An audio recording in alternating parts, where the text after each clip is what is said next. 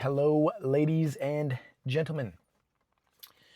1 Samuel chapter 3. Now the boy Samuel was attending to the service of the Lord before Eli, and word from the Lord was rare in those days. Visions were infrequent. But it happened at that time, as Eli was lying down in his place, his eyesight had begun to be poor, and he could not see well. And the lamp of God had not yet gone out.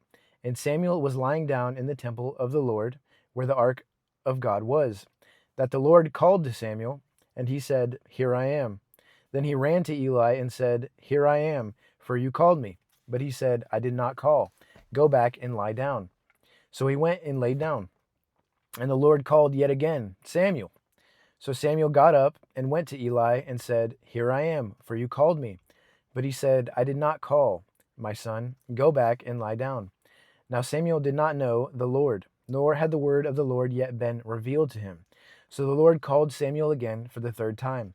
And he got up and went to Eli and said, Here I am, for you called me. Then Eli realized that the Lord was calling the boy. And Eli said to Samuel, Go lie down, and it shall be, if he calls you, that you shall say, Speak, Lord, for your servant is listening. So Samuel went and lay down in his place. Then the Lord came and stood and called as at the other times, Samuel, Samuel. And Samuel said, Speak, for your servant is listening. Then the Lord said to Samuel, Behold, I am going to do a thing in Israel, and both ears of everyone who hears about it will ring. On that day I will carry out against Eli everything that I have spoken in regard to his house, from beginning to end. For I have told him that I am going to judge his house forever for the wrongdoing that he knew, because his sons were bringing a curse on themselves, and he did not rebuke them. Therefore I have sworn to the house of Eli that the wrongdoing of Eli's house shall never be atoned for by sacrifice or offering. So Samuel lay down until morning. Then he opened the doors of the house of the Lord. But Samuel was afraid to tell the vision to Eli. Then Eli called Samuel and said, Samuel, my son. And he said, Here I am. He said, What is the word that he spoke to you? Please do not hide it from me. May God do the same to you, and more so, if you hide a single word from me, all the words that he spoke to you.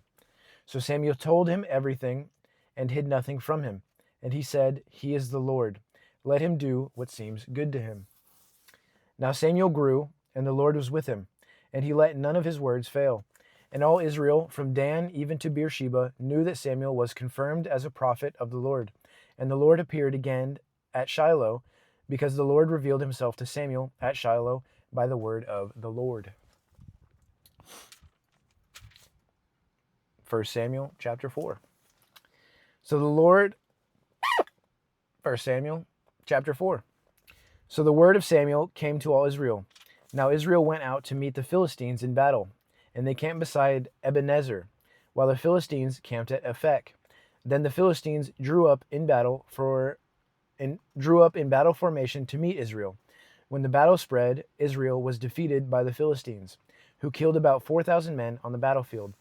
When the people came into the camp, the elders of Israel said, Why has the Lord defeated us today before the Philistines?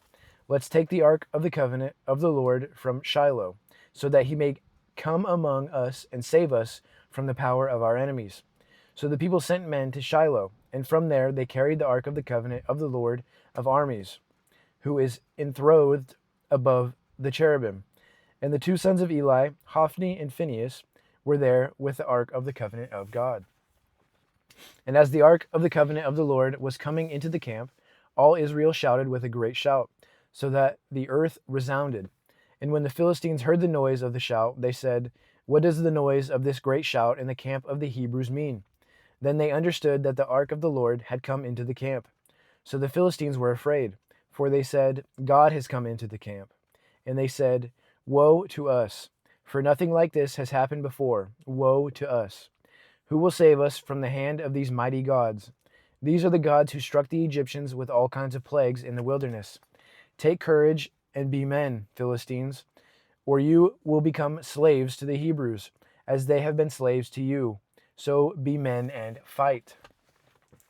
So the Philistines fought, and Israel was defeated, and every man fled to his tent. And the defeat was very great, for 30,000 foot soldiers of Israel fell. Moreover, the ark of God was taken, and the two sons of Eli, Hophni and Phinehas, died. Now a man of Benjamin ran from the battle line and came to Shiloh the same day with his clothes torn and dust on his head. When he came, behold, Eli was sitting on his seat by the road keeping watch, because his heart was anxious about the ark of God. And the man came to give a report in the city, and all the city cried out. When Eli heard the noise of the outcry, he said, "What does the noise of this commotion mean?" Then the man came hurriedly and told Eli. Now Eli was 98 years old, and his eyes were fixed, and he could not see. The man said to Eli, "I am the one who came from the battle line. Indeed, I escaped from the battle line today." And he said, "How are things, my son?" Then the one who brought the news replied, "Israel has fled before the Philistines, and there has also been a great defeat among the people. And your two sons, Hophni and Phinehas, are also dead, and the ark of God has been taken." When he mentioned the ark of God, Eli fell off the seat backward beside the gate, and his neck was broken, and he died. For he was old and heavy, and so he judged Israel 40 years. Rest in peace. Now his daughter-in-law, Phinehas' wife, was pregnant and about to give birth.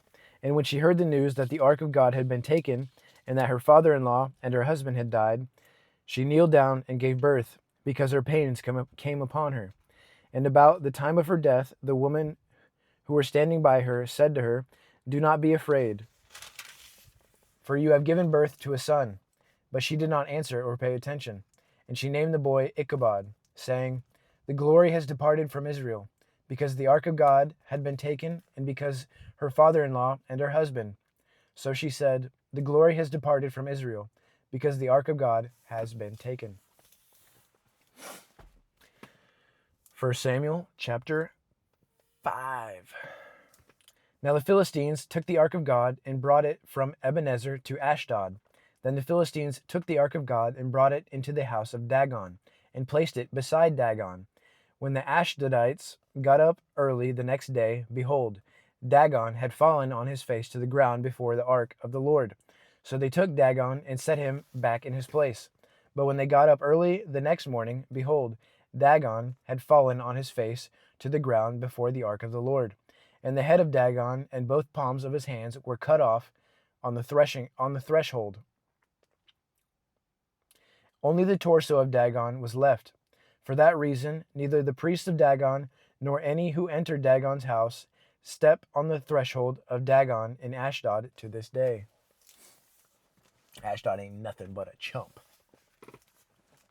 Now the hand of the Lord was heavy on the Ashdodites, and he made them feel devastated and struck them with tumors, both Ashdod and its territories.